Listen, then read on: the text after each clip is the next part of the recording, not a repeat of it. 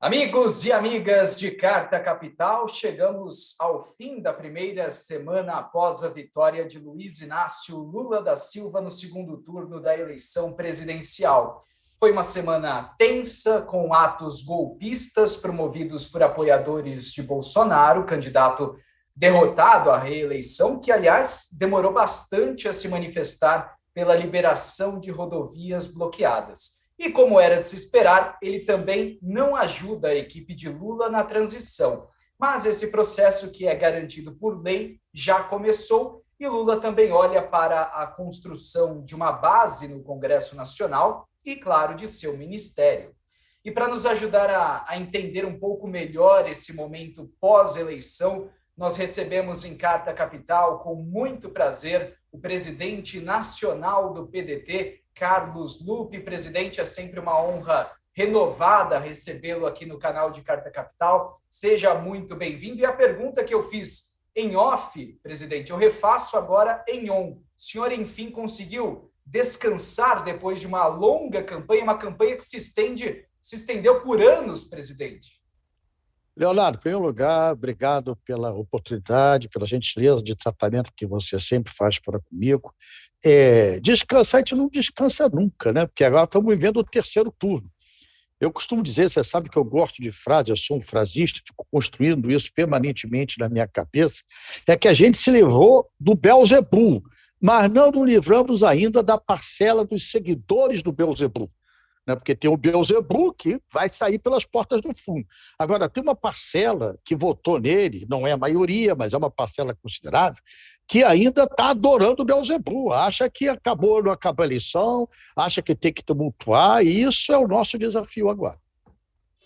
Perfeito. Então, presidente, eu queria abrir essa entrevista falando um pouco mais detalhadamente sobre esses primeiros dias depois da proclamação da vitória do presidente Lula, porque foi uma semana marcada pelo fechamento de rodovias, por atos golpistas de apoiadores de Jair Bolsonaro, mas também pelo avanço da transição de governo, apesar de Bolsonaro, que realmente não tem facilitado nada esse trabalho. Então, queria uma avaliação do senhor sobre esses primeiros dias no país após o triunfo do presidente Lula.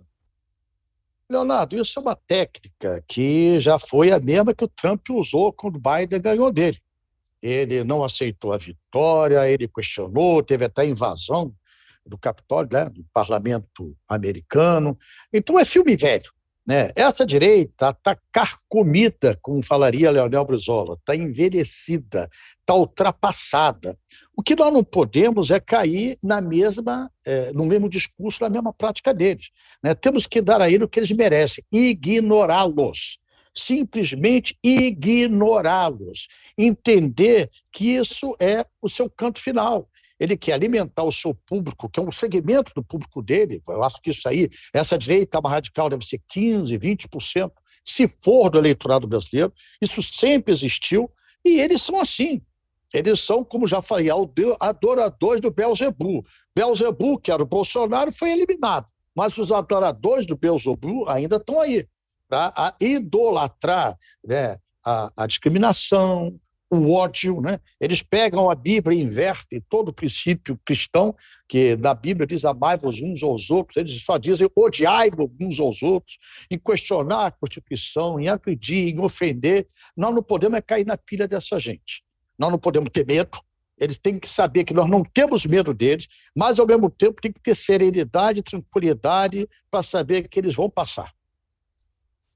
Presidente, ainda no domingo, várias figuras políticas importantes no Brasil e no exterior reconheceram rapidamente a vitória de Lula. Foi o caso, por exemplo, de Arthur Lira, presidente da Câmara dos Deputados, um bolsonarista, pelo menos nos últimos anos. Caso também de Joe Biden, presidente dos Estados Unidos. Caso de Emmanuel Macron, presidente da França.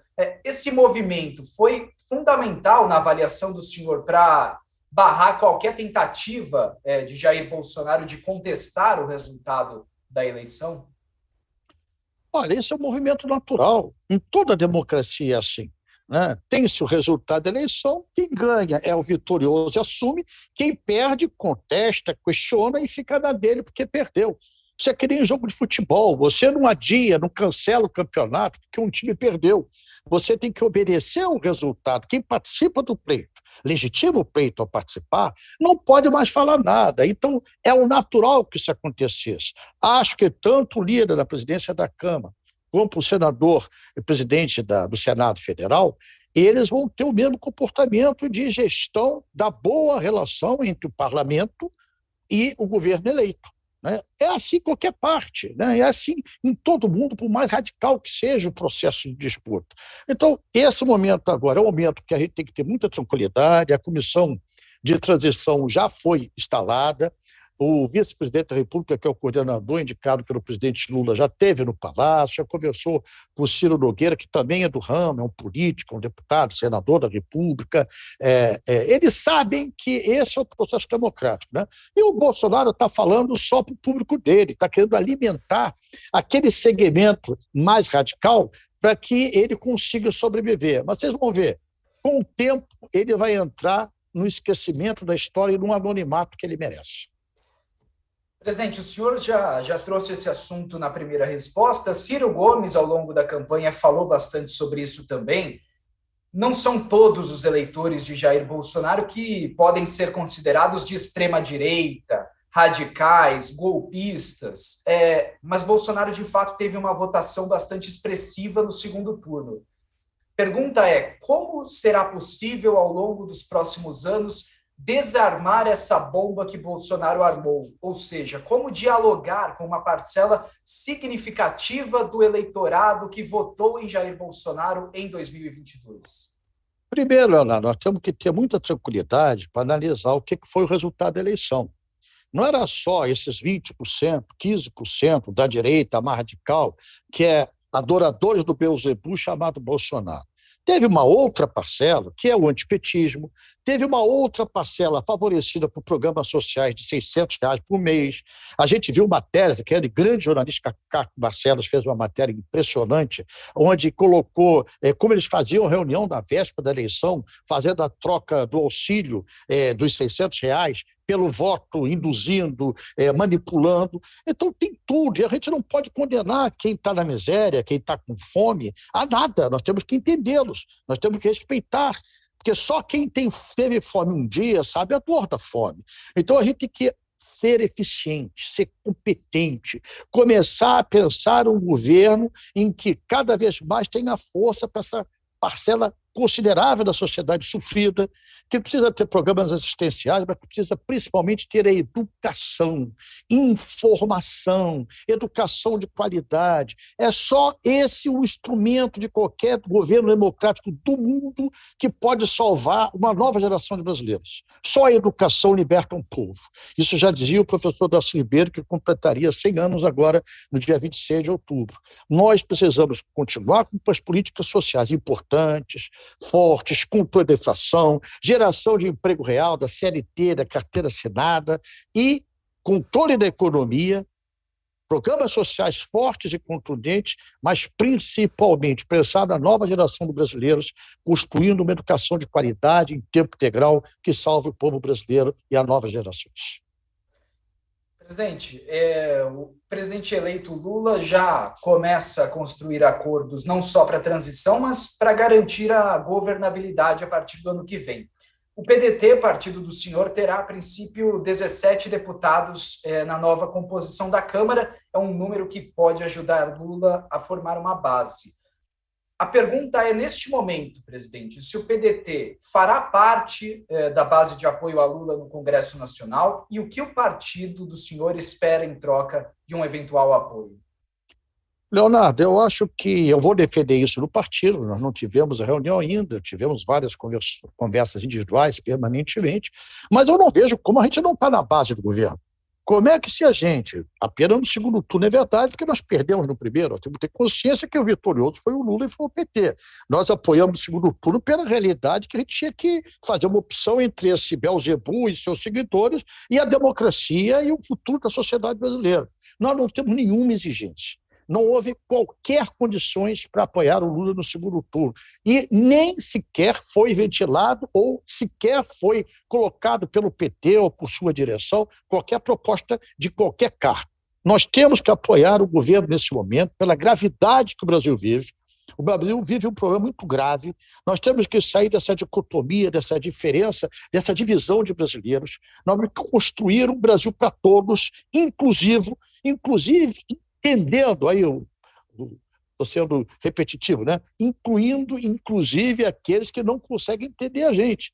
Porque o grande mérito que o Lula tem que ter, que o PT tem que ter, que são as grandes vitórias dessa eleição, é compreender quem perdeu. Quem não compreende a grandeza de uma vitória não é merecedor dela. Então, tanto o Lula quanto o PT tem que ter grandeza de compreender a vitória. Nós temos que ajudá-los nisso, ajudá-los com a base de parlamento, ajudá-los na interlocução com a sociedade, ajudá-los naquilo que eles pedirem para a gente ajudar. Nós não exigimos nada e não temos nenhuma pré-condição. Nós queremos um Brasil justo, democrático e fraterno. Presidente, essa é uma declaração importante. O PDT não apresenta nenhum pedido, nenhuma solicitação de cargo em troca de um apoio a Lula a partir do ano que vem. Mas o senhor mais, espera... Leonardo, isso só te me permite te acrescentar. Claro. Além de não reivindicar, além de não pedir, ninguém pode falar em nosso nome. Porque tem muita gente que começa a dizer, porque eu estou falando de... Não existe isso no PDT. O PDT tem uma direção, com 44 membros em todo o Brasil que faz parte dessa decisão. Nossa decisão de apoio ao Lula no segundo turno foi unânime, inclusive com a presença do nosso candidato Ciro Gomes, com a presença da Ana Paula, nossa vice, e em nenhum momento foi colocado qualquer pré-condição. Então, quem quer se oferecer, por favor, respeite a instituição partidária e não se ofereça. Agora, o que PT precisar da gente, nós estamos à disposição. Já nos chamou, nós indicamos o deputado Volney Queiroz para participar da comissão de transição, para ajudar. Naquilo que nós pudermos ajudar, nós vamos ajudar, porque nós queremos um Brasil democrático, livre, sem discriminação, soberano. Nós desejamos, queremos e ajudaremos a que o governo Lula seja um sucesso. Perfeito. Agora, presidente, embora isso não seja uma pré-condição para apoiar Lula a partir do ano que vem, o senhor entende que o PDT deveria ser contemplado, ou deve ser contemplado, na composição do ministério do governo Lula? Leonardo, com toda sinceridade, o Lula vai ter que articular muitos apoios, né? Ele tem que ter uma maioria na Câmara, né? Todos nós somados formamos ali, nossa frente, mais de centro-esquerda, 170 parlamentares, 170 e pouco. Precisamos ter pelo menos 300 para garantir uma maioria sólida. Então, nós temos que colocar, já falei isso para a presidente Gleisi, já falei isso com o Lula na reunião inicial, nós temos que colocar que a prioridade do governo é garantir a consolidação dessa base de apoio, tanto no Senado quanto na Câmara, em cima de projetos, em cima de programas, de compromissos democráticos e populares. Nós não seremos problema, nós não temos exigência nenhuma, com toda sinceridade. Agora, o que for chamado para colaborar, o que nos convocarem, nós estamos à disposição daquilo que for necessário. Presidente, é claro que além dessa frente de centro-esquerda, de esquerda que o senhor mencionou, o presidente Lula já começa a procurar partidos na direita, na centro-direita, por exemplo, o PSD de Gilberto Kassab, o MDB de Simone Tebet. Mas como o senhor vê a resistência que o governo Lula pode encontrar naquele chamado centrão do PL de Valdemar Costa Neto, do PP de Arthur Lira? Como o senhor vê, projeta essa relação a partir do início do ano que vem? Olha, sinceramente, ao contrário de todo mundo, eu não vejo grandes dificuldades, não. Por quê? Porque esse time, essas pessoas, eles são bem pragmáticos. Eles, tendo um governo que é sucesso e que pode dar para eles aquilo que garanta a sua base, né, as obras, os espaços políticos que eles acham necessário para manter os seus votos, as suas bases, os seus eleitos, isso se compreende, né? A gente tem que só ter um parâmetro, só que tem que ter muito cuidado para isso não significar desvio do dinheiro público. Isso daí tem que ser uma espécie de balizador, um muro que impeça com que se repita alguns fatos que foram muito ruins para a imagem da esquerda, para o próprio PT, para o Lula, para todos nós. Agora, não vejo grande dificuldade, porque todos eles são da política. Quando eu digo da política, é do diálogo. Todos eles, se você pega um segmento muito pequeno, não tem hoje 15% do Congresso Nacional, entre senadores e deputados, que são esses radicais que vão alimentar esse público mais hostil para garantir sua base. Isso é 10%, 15%. A grande maioria vai sentar, vai ver seus principais projetos, aí envolve os governadores, né? Como é que vou dar um exemplo concreto para você? O governador de São Paulo, Tarcísio, Ele precisa ter uma boa relação com o governo federal para governar. O governador de Minas Gerais, que apoiou o Bolsonaro, a mesma coisa. O governador daqui, do meu Rio de Janeiro, a mesma coisa. Então, essas relações, elas acabam refletindo na sua base de apoio. Como é que você vai ver esses três governadores, que são 42% eleitoral, Rio, São Paulo e Minas Gerais, na oposição ao Lula? Não farão, porque precisam sobreviver, precisam ter investimentos, precisam ter simpatia. Em outros momentos, nós já vimos isso. O próprio Lula fazendo isso com governos que não eram eleitos por ele, que eram da oposição aqui em São Paulo, com o próprio PSDB, o próprio Alckmin, que à época era oposição, aqui no Rio de Janeiro, em Minas. Eu acho que é natural que isso se sente, se avalie e veja como pode ser atendido dentro do princípio republicano, transparente, para que a população saiba o que está acontecendo, saiba o objetivo da aliança e que a grande base dessa aliança seja o apoio ao povo brasileiro. O famoso ditado rei morto, rei posto, né, presidente? Porque chamou atenção ainda no domingo à noite, Tarcísio de Freitas, governador eleito de São Paulo, bolsonarista, no seu primeiro pronunciamento após a vitória, disse claramente, vamos buscar alinhamento com o governo federal, porque os interesses de São Paulo dependem disso. Me parece que é nessa linha que o senhor está construindo a sua argumentação, no sentido de que esses políticos que não são bolsonaristas de raiz, não estão com Bolsonaro há 20 anos, vão se pautar muito mais pelo pragmatismo, porque eles também estão construindo suas respectivas carreiras políticas, né? É verdade, Leonardo, e tem mais, não só pelo pragmatismo do resultado, mas também para manter sua base. Para pensar como eu, o cara é eleito, mas o voto não é uma coisa estática, parada. O voto acontece naquele momento. Se a população não se sentir bem atendida, se a população não se sentir respaldada pelo seu governador em ações competentes, concretas, ela abandona ele também. Então, essa afunilação, esse entrosamento acontece em toda parte do mundo. Nada pode separar o maior patrão de todos nós, que é o interesse público, que é o povo.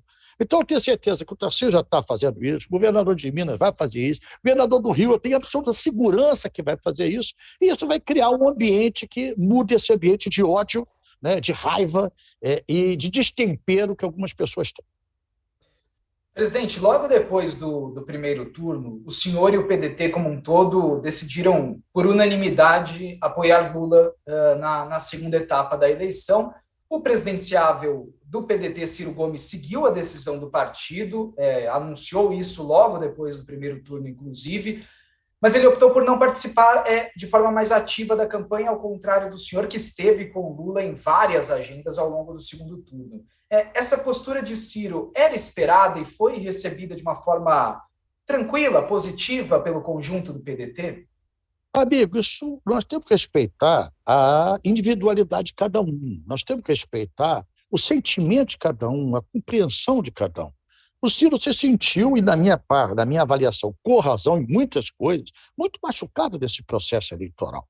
Eu me lembro, você, um jornalista inteligente que acompanha, com certeza se lembra, que o voto útil foi direcionado para enfraquecimento do Ciro, né? Eu costumo dizer o seguinte, quem bate não lembra, mas quem apanha não esquece. Esse é o ditado popular. Ou seja, ele tem os machucados dele. Agora, ele não se negou a declarar o apoio, seguindo a orientação do partido. Ele não se declarou, ele se recolheu, né? Ficou recolhido dentro de casa, porque ele achava que para ele era uma afronta a tudo que ele sofreu fazer uma campanha mais ostensiva. Mas todos os candidatos do partido fizeram, os nossos candidatos a governador que ganharam, que perderam, senador, deputado, a instituição, que nessa hora é mais importante que a pessoa física, participou ativamente. E nós respeitamos o direito do Ciro de se manter reservado nesse processo. E o senhor já teve oportunidade, presidente, de conversar com Ciro Gomes após a eleição, no sentido de projetar o que serão os próximos 4 anos de Ciro Gomes sob o governo Lula? O senhor entende que ele volta a se candidatar à presidência? O que o senhor espera para os próximos anos de Ciro? Olha, eu tenho conversado permanentemente com o Ciro. O Ciro não é só um correligionário, ele passou a ser um irmão da minha vida. É uma pessoa que eu tenho uma amizade, um carinho muito pessoal, muito grande, independente da política, porque eu acho que ele é uma das maiores inteligências que esse país tem. Isso é absolutamente sincero que eu estou te falando. Marcamos uma conversa nessa semana que vem, eu vou lá no Ceará para conversar com ele, e você sabe, irmão, eu tenho muita compreensão clara. Se o Lula não for bem, todos nós estaremos liquidados. Para mim, é minha modesta avaliação. O sucesso do Lula é o nosso sucesso. O insucesso do Lula será o nosso insucesso. Então, nós temos que ter muita capacidade de não colocar o indivíduo, né, o interesse partidário, que eu tenho, eu sou presidente desse partido, estou há 42 anos, nunca tive outro partido na minha vida, mas o interesse do PDT não pode ser maior do que o interesse do povo brasileiro. Aí está o povo em jogo. Eu vi quantos milhares, quase 700 mil brasileiros morreram pela ignorância desse profeta da ignorância. Eu vi o que o Brasil passou, a discriminação, o ódio que a gente vive até hoje. Gente, a gente viu cenas grotescas que eu tenho dificuldade de entender. Talvez o problema seja eu, a minha limitação. Nós temos que nos livrar disso. E não é matando ninguém, e não é discriminando ninguém, é tendo capacidade de fazer políticas públicas que atendam a população mais carente, esclarecendo essa população. E eu vou te dizer, Leonardo, com toda sinceridade, a primeira coisa que nós temos que resgatar para o Brasil é o símbolo nacional. Eu não me conformo de ver a bandeira brasileira na mão do ódio. Essa bandeira não pertence a essa gente. Nós não podemos, hoje eu estou aqui, estou andando ali, eu vejo uma bandeirinha nacional, me pego com sentimento de bronca com o cara que está usando a bandeira nacional. Olha que absurdo. Mas eu estou sendo sincero com você. Por que aconteceu isso? Onde erramos? Nós temos que parar, analisar os nossos erros e tentar resgatar. Eu estou dando apenas como simbolismo, né? O símbolo maior da pátria brasileira não pode pertencer ao PDT, ao PT, a ninguém. Tem que pertencer ao povo brasileiro. Presidente, para encerrarmos essa entrevista, eu gostaria que o senhor fizesse um balanço da participação do seu partido na eleição presidencial, sim, mas no pleito de forma geral, e que projetasse o futuro imediato, o futuro próximo do PDT, em meio a discussões que outros partidos têm, por exemplo, sobre composição de federações, de fusões. Então, esse é o pedido final, presidente, um balanço do que foi a eleição 2022 para o PDT e o que o senhor projeta para o partido nos próximos anos, já agradecendo mais uma vez imensamente ao senhor por aceitar o convite de Carta Capital. Primeiro, eu que agradeço, Arnaldo. Vocês são sempre muito corretos no trato. Está muito difícil hoje em dia a correção, a maneira gentil e democrática como vocês tratam a imprensa nacional. Isso merece muito respeito de todos nós. Falando isso com absoluta honestidade, que eu procuro fazer isso na minha vida, o resultado, a gente não tapa sol com a peneira, não. Foi muito aquém do que eu esperava. Nós chegamos a eleger, na eleição de 2018, 27 deputados federais. Agora só elegemos 17. É claro que quando terminou a eleição, nós só tínhamos 19. Porque como o partido tem uma marca, a gente vai expulsando muita gente, vai perdendo muita gente com muito mais recurso do fundo eleitoral acabou cooptando outras pessoas. Mas eu costumo dizer que você não perde aquilo que não tem. Na verdade, quem foi é porque não era nosso. Então só fizemos 17. Mas quando você pega a nossa frente, o PT sai bem como o maior de todos, quase 70 e poucos deputados federais, e o segundo somos nós com 17. Depois vem o PSB com 14. Então, foi ruim? Foi. Foi o que eu esperava? Não, esperava muito mais. Mas é do processo de uma eleição polarizada, onde você viu crescer a direita, representada pelo seu Bolsonaro, esse Beelzebub, e seus partidos que estavam aliados, e o Lula, o PT e seus partidos aliados. É mais do que natural numa polarização que isso faça crescer os dois lados. Furar esse bloqueio foi muito difícil. Foi difícil para o Ciro, foi difícil para nós, PDT. Então, o resultado, muito real, ficou aquém. Nós temos que analisar isso, temos que refletir sobre isso e temos que ver que caminho fazer para poder crescer. Nessa segunda etapa de crescimento é que a gente começa a fazer. Eu, por exemplo, já tenho um diálogo marcado para a semana que vem com o Siqueira, Carlos Siqueira, que é o presidente do PSB. Nós já estamos tratando de ter um bloco PDT, PSB, em Brasília, tanto no Senado como na Câmara, para que a gente, desse bloco, possa amanhã ser uma federação.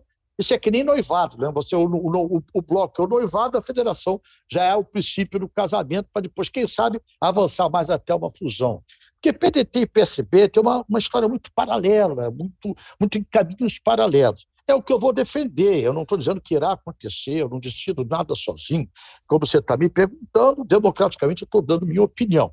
E quero te dizer, eu acredito muito que nós temos uma oportunidade de ouro, que nós não podemos perder, de resgatar é essa parcela do eleitorado, do chamado centro-esquerda, esses compromissos que a democracia nos exige, esse compromisso com uma nação livre, com um projeto de Brasil, e é isso que eu quero me dedicar, e eu acho que é esse o papel do PDT, se dedicar a resgatar o Brasil para os brasileiros. Carlos Lupe, presidente nacional do PDT, foi o convidado desta transmissão especial de Carta Capital aqui no YouTube. Agradeço imensamente mais uma vez a Carlos Lupe. E você que chegou até aqui, que gostou do vídeo, não se esqueça de deixar o seu like aqui embaixo, de se inscrever no canal de Carta Capital aqui no YouTube, de acessar sempre o www.cartacapital.com.br para ler todas as nossas reportagens. E, claro, acesse também o www.assinecarta.com.br. Assine a revista Carta Capital e contribua com a reconstrução democrática do Brasil. Um grande abraço a todos e até a próxima.